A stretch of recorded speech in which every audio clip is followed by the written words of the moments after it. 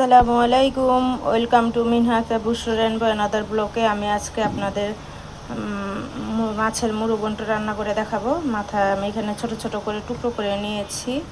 এখানে আমি ডাল ভেজে সিদ্ধ করে নিয়েছি, গরম মশলা, আদা রসুন বাটা আর হচ্ছে পেঁয়াজ কুচি। আমি মুরুগন্ট রান্নার জন্য চুলাতে আমি কড়াই বসাই দিয়েছি। এখন দিয়ে দিলাম সামান্য তেল। এর মধ্যে অ্যাড করব সামান্য পরিমাণের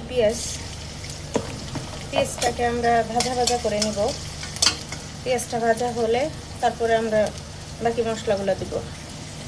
পেঁয়াজের মধ্যে আমরা এখন দিয়ে দিব 2টা দারচিনি, 3টা এলাচ, 3টা লং, 2টা তেজপাতা। এর মধ্যে দিয়ে দিব একটু লবণ। এটি আমরা একটু ভাজা ভাজা করে নেব। ভাজতেই থাকবো যে পর্যন্ত কি একটু বাদামি কালার চলে না আসে। আমার পেঁয়াজটা ভাজা হয়ে আসছে। এখন দিয়ে দিব আদা রসুন বাটা,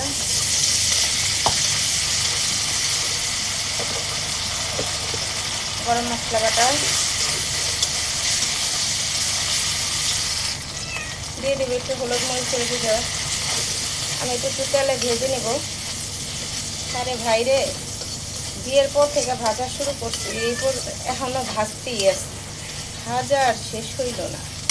ভাজতে ভাজতে জীবন শেষ হয়ে যাবে, কিন্তু ভাজা শেষ হবে না। একটু পানি দিয়ে দিলাম কষানোর জন্য। মশলাটা কষানো হোক। এখন নাই গ্যাস, জীবনটাই শেষ। মশলা কষাইতে নিজেই কষা যাইতেছে, তাও গ্যাসের কোনো খবর নাই। আমার মশলাটা কষানো হয়ে গেছে। এখন আমি মাছের মাথা যেগুলো যে ছোটো ছোটো করে টুকরো করে নিয়েছি সেগুলো দিয়ে দিব। মাছের মাথাটাকে একটু কষাই নেব ভালো করে, যাতে মাছের মাথায় কোনায় কোনায় মশলাটা পৌঁছায়।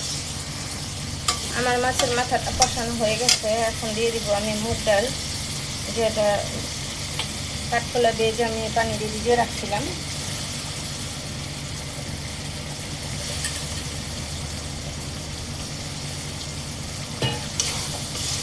আমি ডালটাকে একটু মশলার সাথে কষায় নিব। ডালটা কষানোর জন্য দিয়ে দিলাম একটু পানি অল্প।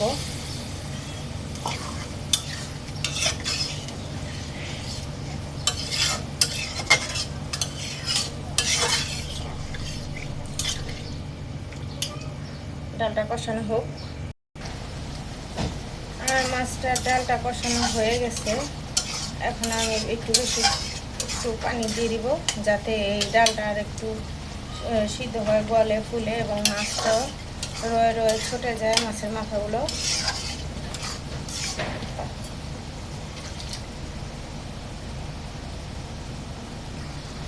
পরিমাণ মতো পানি দিয়ে দিলাম।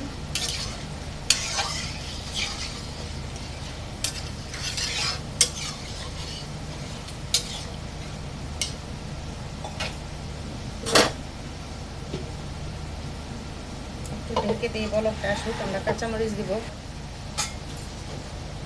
দিয়ে দিব কাঁচামরিচের ফালি।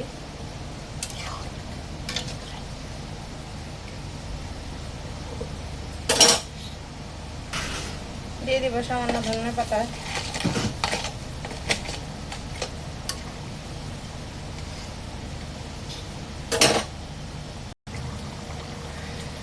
আমার মাছের মুরুগন্টটা হয়ে গেছে। আপনাদের যদি কারো ভিডিওটা দেখতে ভালো লাগে তাহলে লাইক কমেন্ট শেয়ার করবেন, এবং ঘরে অবশ্যই রান্না করে খাবেন আপনারা। খুবই ভালো লাগে, খুবই টেস্ট লাগে খেতে, খুবই টেস্টিফুল খাবার। আমার ভিডিওটা বা আমার চ্যানেলটাকে সাবস্ক্রাইব করবেন, আমার পাশে থাকবেন। আসসালামু আলাইকুম, আল্লাহ হাফেজ।